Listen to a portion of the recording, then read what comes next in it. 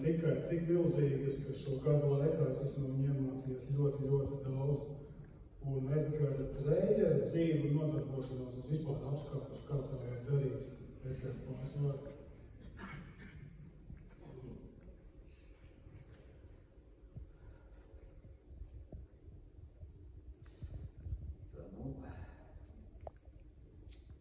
Lai nerunātu gluži par filmas tēmu, bet kas būtu apmēram saistībā ar filmas tēmu, atļaušos pastāstīt nelielu anekdoti.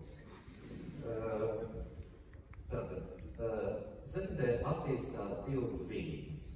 Abi savā starpā sarunājas.